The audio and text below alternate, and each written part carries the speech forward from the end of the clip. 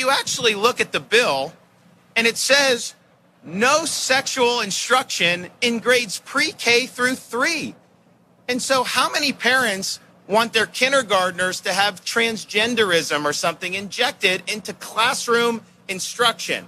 And so I think those are very young kids. I think the legislature is basically trying to give parents assurance that, they're going to be able to go and this stuff's not going to be there. That was the argument that they made when they were pushing for Florida's Don't Say Gay bill. Hey, it's just K through 3, get off our backs. Isn't that so reasonable, everybody? And I don't know how many people bought that at the time. We understand how these things go, but it turns out they're going that way faster than maybe we would have even predicted, because already DeSantis and his administration are pushing to expand this for all grades.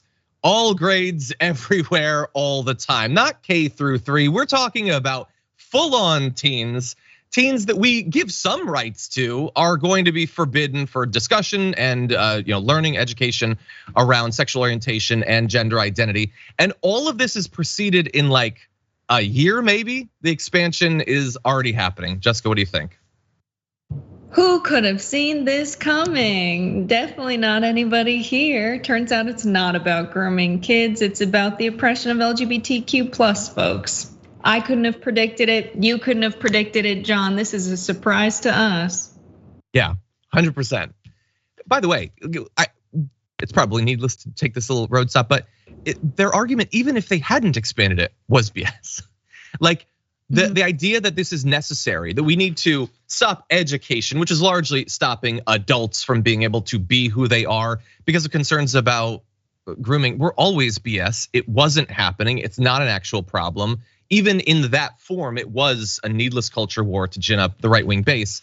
The expansion is another way that they're doing that. And it's gonna be high school and it'll be college eventually. Grad students, PhD program are gonna be able to learn about this stuff. And so here is the actual text of the bill.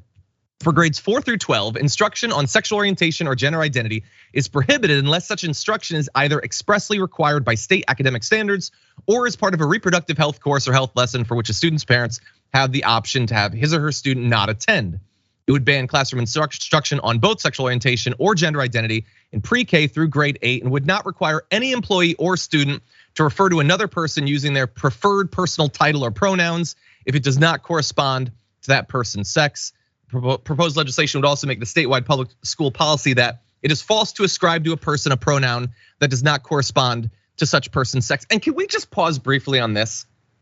Because I love how obvious and quick the hypocrisy is revealed. So initially they say, how dare you make me say this thing?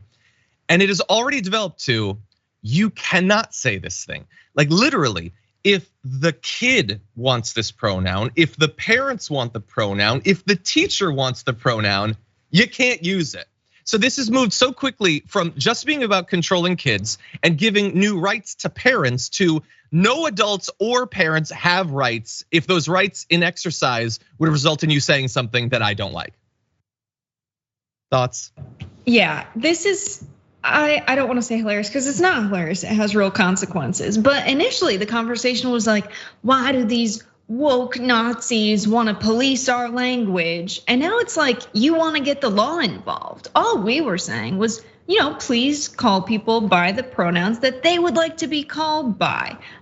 So sex and gender, not the same thing. If you want to call someone by the parts that they have and make that enforceable by law, that seems like an infringement on personal freedoms more so than the original situation. So for people who say they don't care about language and we're the policers of language, they seem to care about language an awful lot.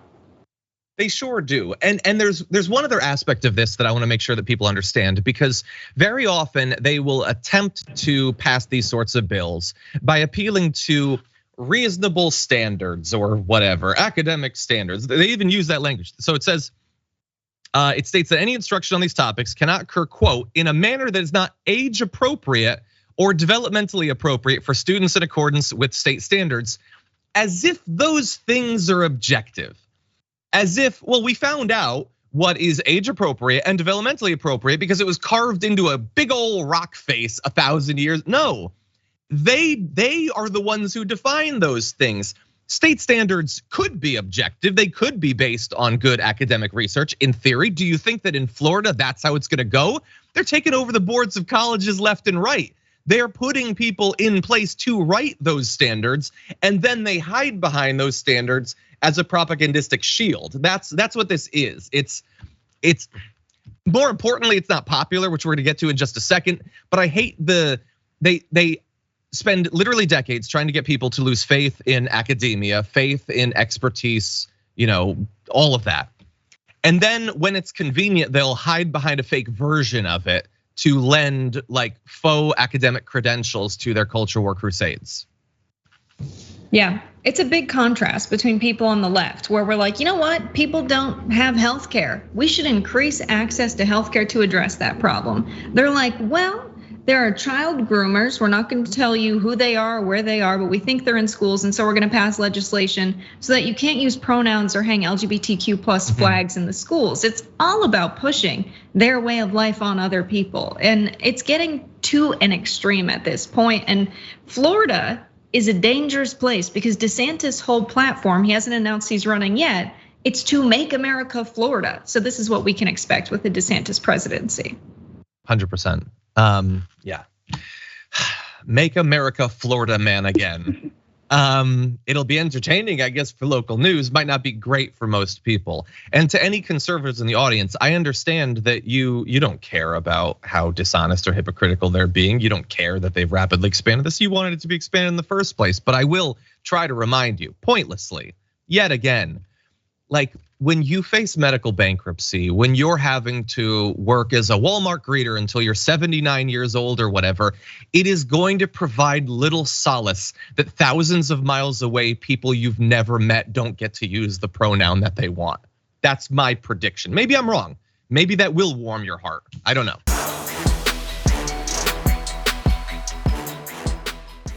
Check out the Damage Report podcast each day, wherever you get your podcasts, whether Pocket Casts or Stitcher or iTunes. You can join me as I give you the news and stories you want, with a range of co-hosts and interview guests jumping in on the fun each day. Again, that's the Damage Report, wherever you get your podcasts. And if you get them at iTunes, don't forget to rate and review. Sometimes I'll read them live on the show.